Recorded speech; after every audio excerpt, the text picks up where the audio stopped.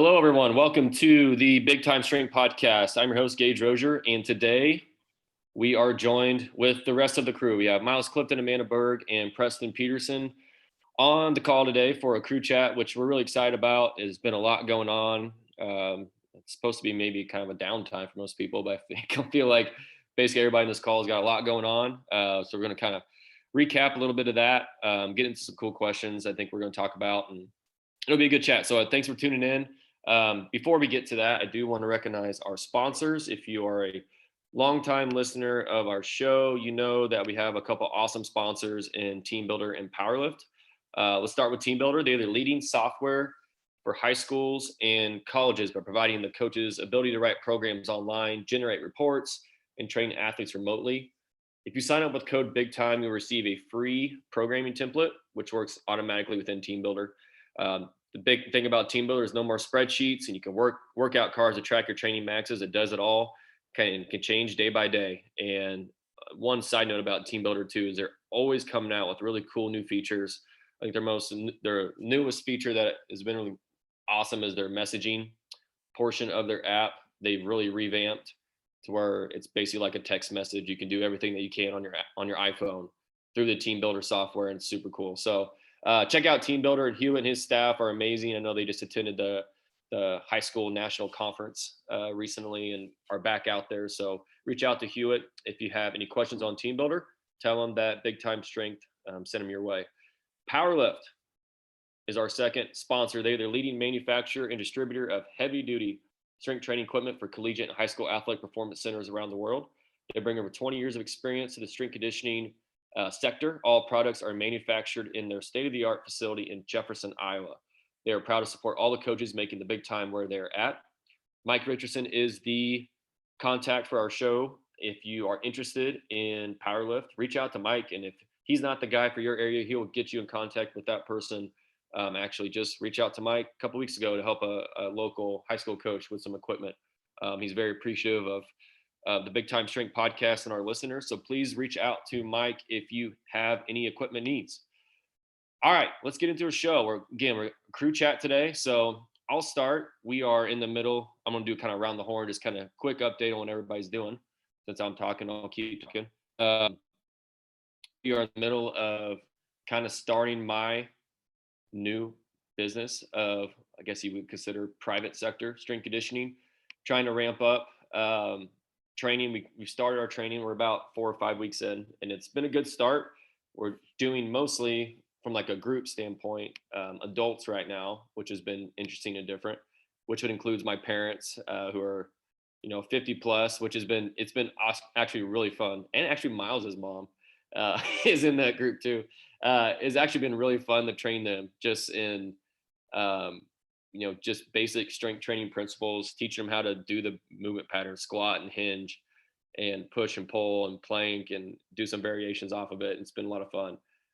Hoping to get the athlete thing, been doing a camp, a local camp for the community, some speed and agility stuff, teaching young kids how to jump and land and sprint and do a push up and plank and squats and lunges and stuff. And that's been really fun too. We're about 4 weeks into that. So it's been busy, but I got some changes I'm going to make. I'm learning a lot about the business side of strength conditioning, trying to do it on my own. So it's been fun. Moving on. Preston, what do you got?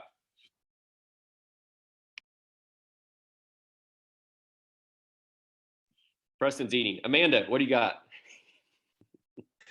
All right. Hello. It's good to have everyone back together again. It's been a long time. My gosh, I feel like it. Haven't seen you guys forever. So like you said, we've been doing a lot. I'm excited to kind of talk about that today. Our currently school-wise, we are 3 weeks into our summer strength and conditioning program, just like a lot of coaches out there. I actually kind of made a choice this year that was really hard to do because we shut it down for a week right after school. And this year was an absolute hell of a year to get out of at the end, just starting summer. And I had scheduled a vacation with my friends probably over a year ago. And so just with everything, how it rolled out, we should have started a week earlier, and it was really hard to call it, but kind of set up a boundary that I haven't before. And we actually adjusted it by bringing the coaches in and kind of having an open weight room format to transition into summer. And that was really nice as far as recruiting kids, the ones who were kind of on the line. And some of them, just like us, they have no idea about their schedule until like it's go time, right? They don't know what they're doing for the summer. So it turned out something that was really hard for me to say no to turned into a good process where other coaches came in and had some good dialogue with kids, and it was just a fun atmosphere for a while, not business as usual. And then a little bit that I've done different this year that I'm loving is we have more sessions, like kind of earlier, accommodating a lot more kids who are working, but we brought in more head coaches and more coaches of sports.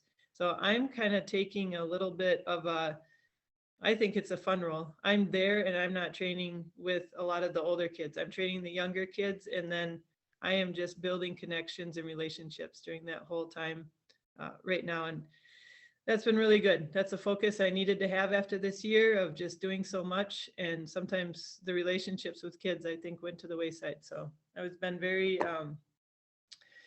focused on doing that. And I think it'll pay off in the end. I guess I'm done eating now, so I'll hop in here. All right. So far this summer, very similar to Amanda, this was the first summer that we actually took a break to start out the summer. It's really, we always have done the number of weeks that we do. It just timed out the way that it is with the academic calendar that we're going to start out with a break. And like she said, it actually was really, really nice. And I know that there was a lot of school districts that were still in school. So they're not like, it wasn't like they were off by any means, or we were off by what like a lot of people in our state were doing. But regardless, like for us, a lot of kids had a lot of things going on, even at the start of the school year or at the end of the school year there. So worked out pretty well. We just got done. We wrapped up today. That's why I was coming from. We just wrapped up today with our 4th week of camp. We call it camp. It's just training camp throughout the summer, and went really well. Now we'll actually take a break this next week, and then we'll hit it hard and sell Dead Week at the end of July there. So really excited for it. I know that our kids have enjoyed, just the development, the growth, and the commitment during summer. That feels so different than last summer, right? Like last summer, we had all the COVID regulations, the protocols. We were not in the weight room all of last summer. And now being able to do it the way that we're doing it, it feels back to normal. And I will always be so thankful for that. So with that being said, like the rest of life also feels busy, but man, I really, really love the summer months because obviously the days are longer as far as like daylight and stuff, but it's also like I train more kids but I'm in here earlier, but I'm also out a lot earlier. So it leaves half the day just to be with family and work on projects and all that type of stuff. So very, very fun that way.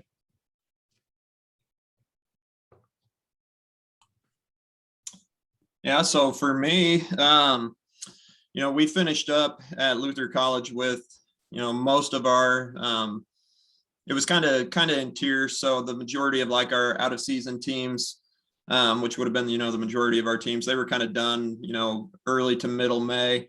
And then we just had baseball and softball and track kind of hanging around campus for a week or two.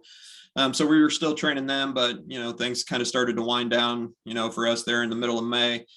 And then my next, 2 or 3 weeks were pretty occupied with my wedding, which was at the end of May. So that took up pretty much all my attention for the last couple weeks there. And then, a little honeymoon after the wedding. So we got back right around the 1st of June.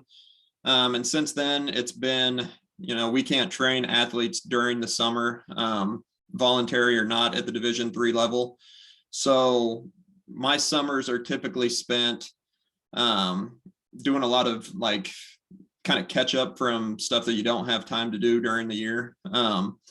So equipment maintenance, we've been scrubbing on barbells, kind of reassessing equipment needs for the upcoming year, doing a lot of kind of reassessment of our programs and some of our protocols and stuff, which will kind of lead into what I want to talk with you guys a little bit about today.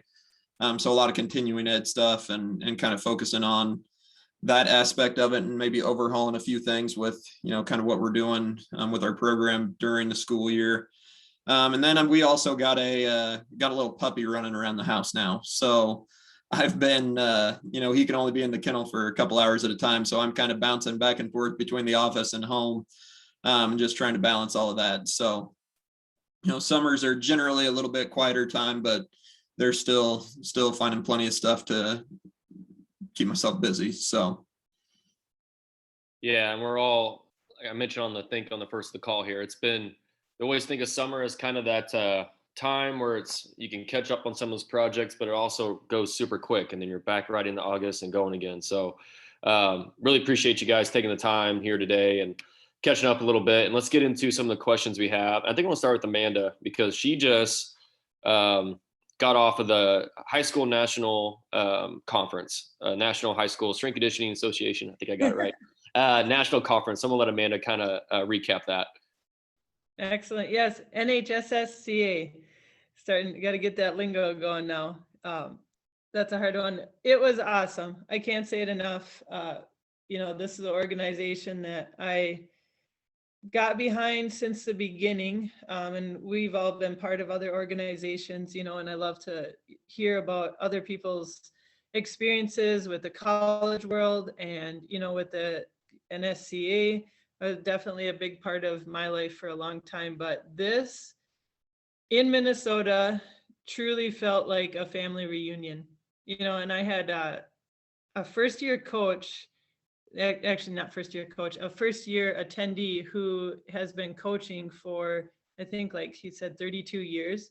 And he said, this truly is a family. He said, it's like, you can tell that all of you coaches go out to other clinics and organizations and you do work and you do stuff. And then you come back here and it's just like the no ego get together. And that was a great way to describe it. So if you are involved in any part of high school and you are supporting this podcast, I just can't say enough to support the NHSSCA. So it was great. We saw our sponsors there. Hewitt represents the beginning with TeamBuildr, and we saw Mike Richardson there with Powerlift. So that was a lot of fun, and just it made me solidify how grateful I am that they're our sponsors, because they're just both very genuine and a lot of stuff. So I made, in home state, Minnesota, if anybody ever needs a ride to the airport or picked up from the airport, I know that thing inside and out now. So I think I made about 10 trips in 3 days to the airport. So that was a little bit different. Let's see what else happened. I mean, obviously just getting together, and, a big platform that I've been on is bringing female strength and conditioning coaches to the surface. And part of that is with our male coaches taking a stand. And I could not believe, I honestly was in shock this year at the welcoming atmosphere for female coaches. Just little examples of asking, hey, do you want to go for a cup of coffee?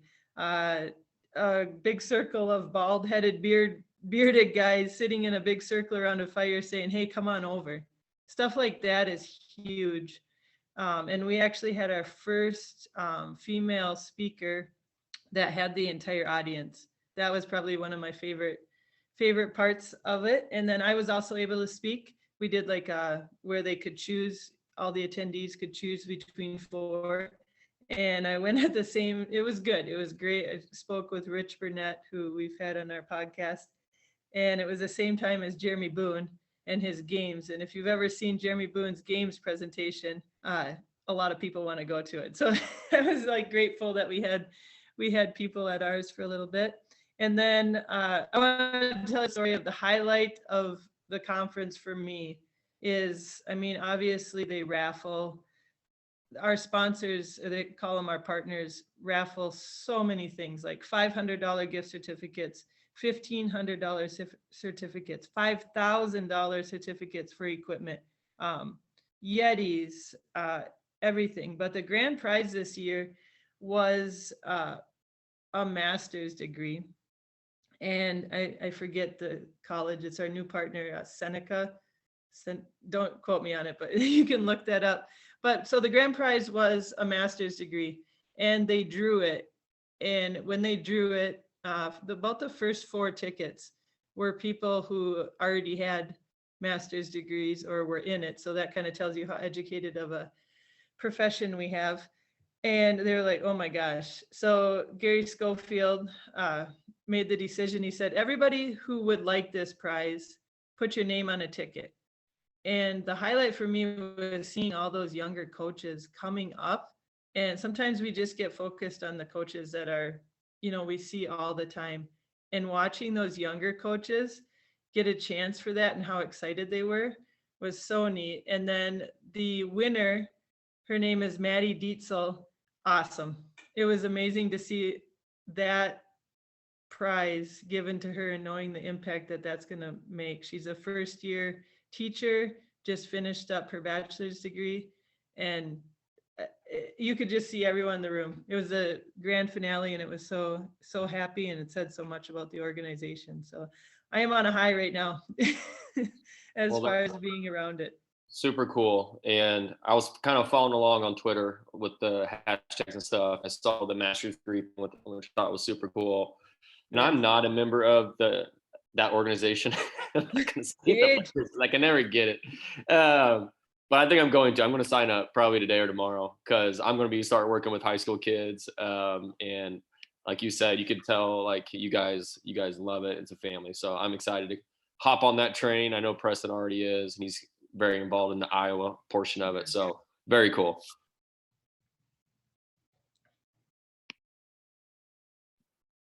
Preston, you got something on that?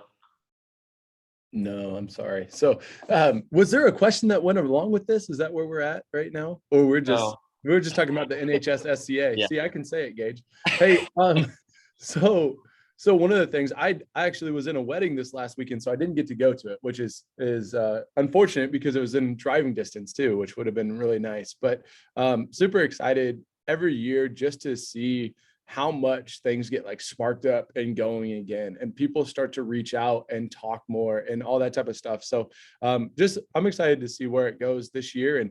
And I know there's a certification going out for the high school level with the NHSSCA, and I'm so pumped up for that, because I think that's another, not to say that a certification makes you qualified, but man, is it nice to be able to know that somebody has gone through at least a certification process. And because of that background and because of going through those things, I do think it helps you become more qualified. So just another piece to the puzzle there, but I think that's going to be so awesome. And I know there's people in my school district that will be interested in going through that. And I know it's going to be leveled out and all that type of stuff. I think that will be a great opportunity, obviously for me, but also for the people I get to work with, just to give them some baseline knowledge and to be certified in stuff that I really think that matters for all athletes. Doesn't matter if you're a basketball coach, football, or track or whatever. I think having a baseline knowledge of how strength training works is really important. So excited about that, excited about the NHSSCA. And I know it's something that if you're going to be working with high school athletes, just to reiterate what Gage was saying, I think you should be a part of the organization just because of the family that you get to work out with. What I mean by that is like you get to meet so many different people that have so many different situations, and they can help you in your situation, which is really cool. Yeah. And Gage, I got to step into your Twitter world a little bit. Did you see that? No. Oh, yes, I did. Yeah. So I had put something on my post, just like what you said, Preston, just that a qualified strength and conditioning coach is just as important as having a lifeguard in the pool, which I feel like I thought was common knowledge. But Katie Mosier from Iowa put it in a nice, pretty quoted package, on a meme, and it blew up. And that was fun to see, even if you get the haters with it, at least that knowledge, something that I would think no big deal. It kind of sparked a little bit, maybe for people who are kind of on that fence of, do we have a qualified strength and conditioning coach, or do we just let our volunteers still do it? So I was proud of that. So I'm grateful for her. Well, man, it's not common knowledge, and that's something that I've found in my short kind of stint away back in the community I'm in now, is in a lot of, especially rural communities, strength conditioning is just a foreign concept in general. I mean, the communities lift, they have a weight room, they try to do a thing, and it's not that it's their fault or by any means. And, they're trying their best, but they just don't know. And a lot of them know they don't know, but they also don't know the value of what a qualified strength conditioning coach brings to a team or an organization or a school. And I've noticed that big time in just our community that we're in, and trying to figure out a way to kind of educate the best we can without stepping on people's toes, to really show that this is something that you need to do. And I thought that analogy you put out there was awesome. Good. Yeah. Means we got a lot more work to do, more than I thought. The other one I saw kind of along those lines, I think it was by the guy, Zach Evanesh, I follow. The typical thing is, oh, you lift weights, so you're qualified to be a strength coach. Great. I own a football doesn't mean I am a football coach. It's the same concept. Like, just because I have a football at the house doesn't mean I'm qualified to be a football coach. But for whatever reason, strength conditioning is, oh, you look fit and you have dumbbells in your basement, you should be the strength coach. So anyway, moving on from that, thanks, Amanda, for that wrap up. You guys had a great weekend, and really excited about the future of that organization and joining myself. So Miles, let's bring your topic to the front, or to the table here. All right. Yeah. So like I mentioned in kind of the little intro, this is the time of year whenever I start really, reevaluating what we're going to do in the upcoming year. And this week I've been having some good conversations with our football coach, who is a pretty forward thinking guy and is open to trying new things. And we're looking at possibly trying to restructure, the way we lay out our training week, not just from a weight room standpoint, but from a practice standpoint as well, and how we can kind of pair up, our more physically demanding days, and make sure that we're structuring our week in a way where we're not sacrificing, our speed and strength gains. We're not sacrificing, productive practice time, but we're making sure that our guys are as fresh as possible whenever they get to the field on Saturday. So I was just curious what, if you guys could sit down, you had no restrictions, you get to just lay out what your perfect ideal training week looks like for football, what would that look like for you guys? And, just kind of dive into that very briefly, this could be a very in-depth, long conversation, but just kind of a general overview of what you think you would lay out that week like. I can start, since I spent a lot of time in college where Miles is now. So we're kind of on the same weekly schedule, and maybe Preston and Amanda can hop in on the high school side of it. It might not be that different. But in our in-season model, we always ran the traditional, I would say, probably if you play on Saturday, you come in and lift on Sunday, and then you did a Tuesday, Thursday split in the week. And then at the college level, you have CARA days. So you always have to have a day in the week where there's no CARA, which is countable activity that you can make the kids do. And that typically falls on the Monday in the week. I really started to question that about 3 years ago. And I thought, man, I don't know if this is probably the best way to do it, because when you outline that week, what you hear sport coaches talk about and strength coaches talk about is, I've heard a couple of things with this I just don't agree with. Well, you bring them in on Sunday because you want to get them back up from at the college level, partying the night before. You want to get them back up and moving, and you want to, the old school coaches would say, get the lactic acid out, which I think most people agree is not really a thing probably at that level. That was kind of the reason for a Sunday lift, was get them moving after the day. And then they'd go Monday, where they don't have anything football related, but they're in the school. Okay. And then they lift on Tuesday. And I guess quickly, our Sunday lift for us always ended up being, I try to squat them that day. I've seen people try to squat heavy on the Sunday after a Saturday game. It never worked for us. Our guys just couldn't handle it, at least in my opinion. So we always ended up doing like movement circuits and just kind of get them in, get them moving in and out, probably like 30 minutes. And then Tuesday was always our strength day. We'd hit a heavy squat pattern, probably a heavy push pattern.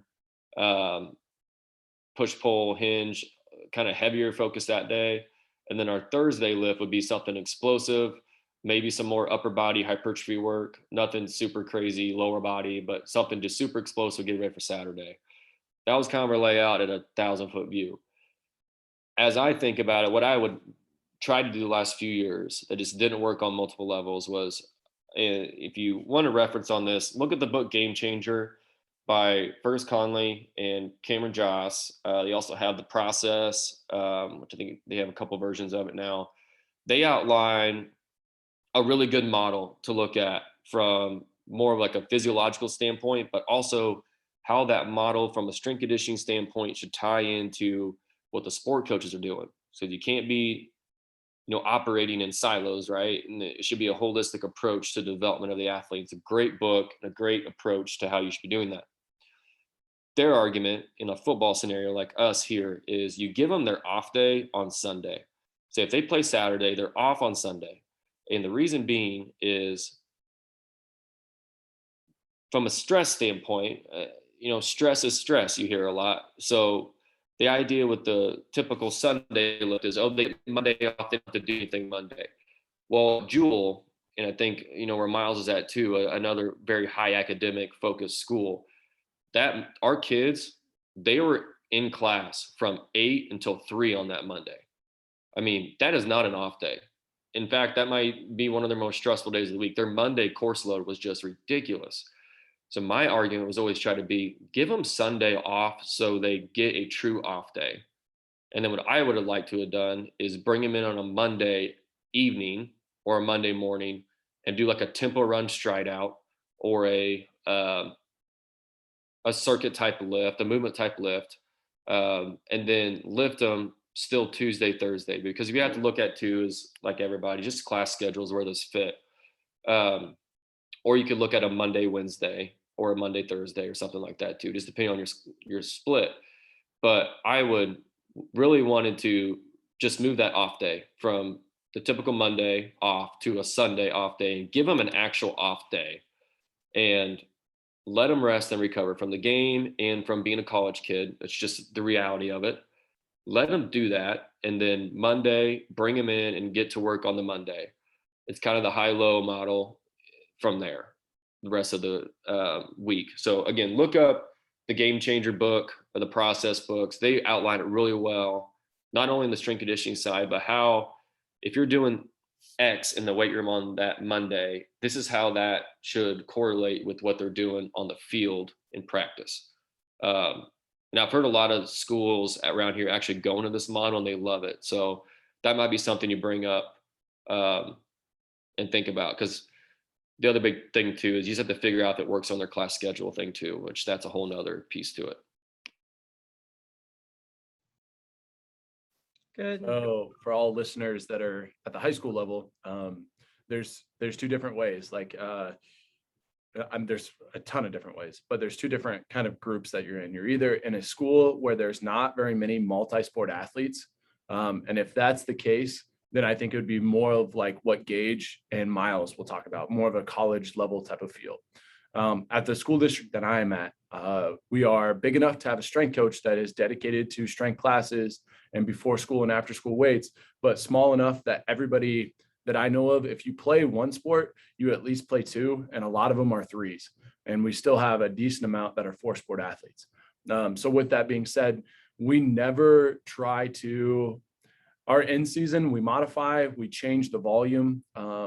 There's different ways for us. We have different protocols for us for our in season and our out of season.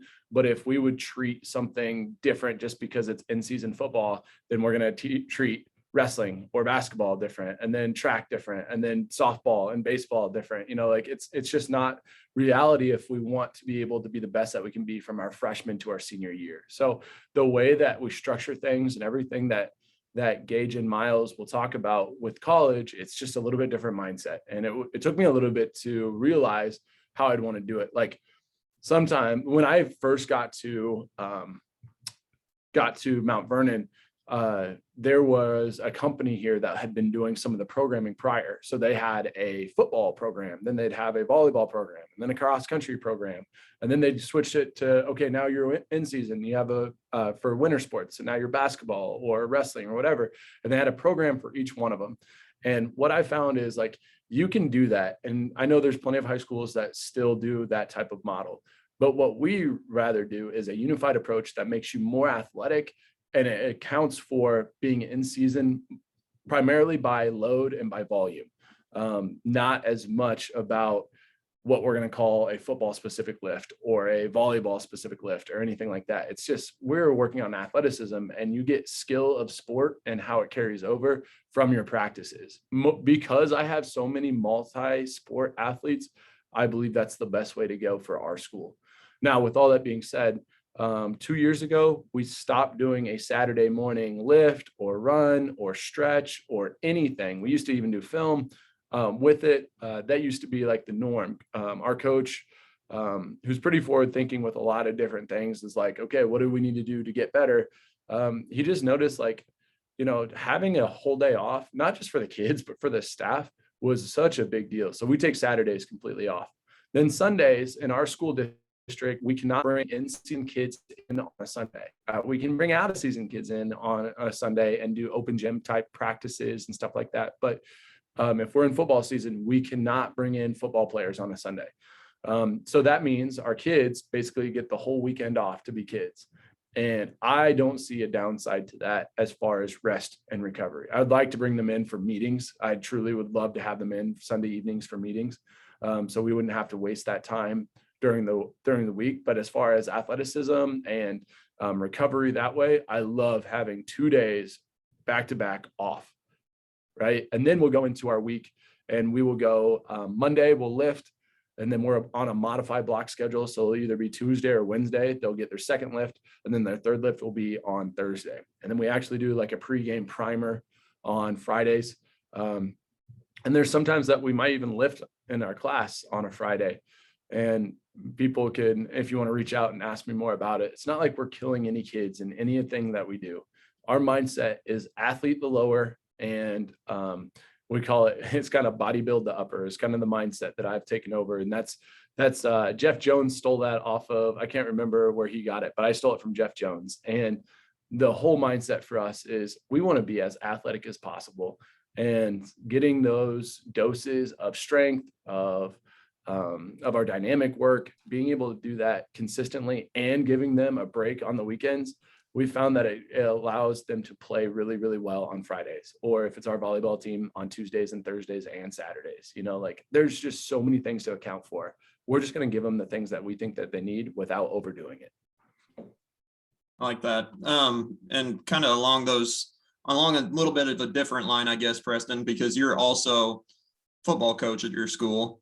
What would your practice schedule look like that week, right? Like, how many days would you consider like your on the field practices are like, you know, if we're looking at like, say, a high-low model, right? What would truly be like high intensity days? Are you guys spacing those out, or you have like 2 or 3 days in the middle of the week that are very intense, just one? You know, what does that kind of look like for you guys? And I guess, what do you think would be, you know, just in your mindset, ideal? Yeah. It's really hard to get a true high-low model at where we're at, because we don't have like any polar technology, any GPS tracking, you know, like the way that our wide receivers and DBs have to practice. It's meaning like their running routes or their covering or their skill development. We are not going to ever say, okay, just because you're a little bit tired, we're not going to learn the skill anymore. We'll continue to do skill building, right? And we'll skill build when they're tired.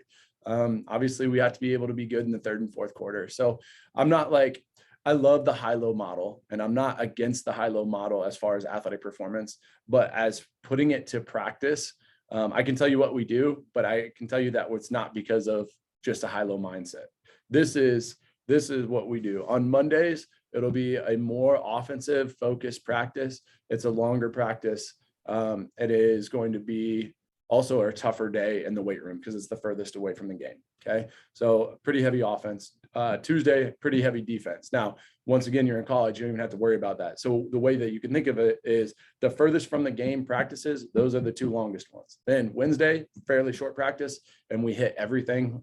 We do a lot of offense, a lot of defense, a lot of special teams, but it's quick transitions. We're moving in, we're moving on and off the field, kind of getting that. It's our last run through as far as like an actual practice. And then the walkthrough will be Thursday, which is very similar to a Wednesday, but no pads, even shorter of a practice, and just prime and prep and make sure that everybody understands the game plan going in. But the whole idea for us in the weight room is it kind of models that same idea. Heavier in the week, a little bit more work on the front end, and it'll lighten up as we go. So it's not like it's a true, okay, because we had a heavy Monday, Tuesday we have completely off because we have too many variables to account for, right? We need to make sure that all of our kids that play on offense know the defense. So we can't just take off on the defensive day. And we have a modified block schedule. So half my kids are going to get a true high-low type of look to their scheduling. And the other half that just happen to be in the classes they're in, they're going to have kind of 2 high days right in a row. And regardless, like if you're at a collegiate athlete and you're 18 to 22 years old, the stimulus is higher, recovery is longer. In high school, the stimulus is lower, and the recovery from my experience, is a lot faster. So you can do some things in high school that I don't agree with in college, in my opinion. Sure, like that. Yeah, that's a great point, Preston. The difference at the high school level. Love it. So I'm going to keep mine pretty short with this because just after seeing Preston's program, it's very, very similar to ours. I've been worked under the same football coach now for 15 years. And what's different about him is we have the no tackle philosophy, right? From John Gallardi at St. John's. And that really sets up a lot of stuff. So we used to do Saturday weight room.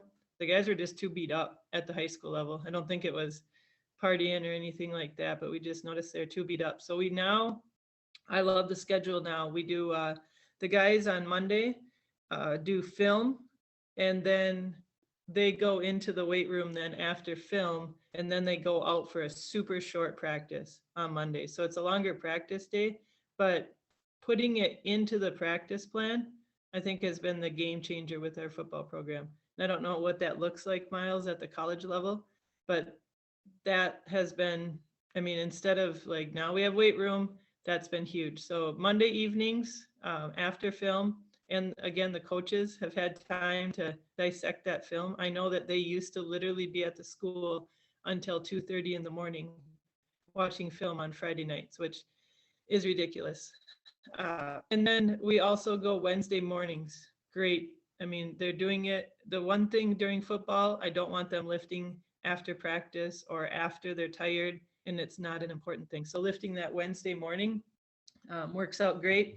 The only thing I am pretty much hell-bent on adding is I want to get a Friday, literally 15 minutes round with kids of doing some stuff to just activation and, using the lacrosse balls and getting some more stuff that way. But that would be my next phase of adding. Yeah, and that's something that, we've been pretty fortunate the last couple of years.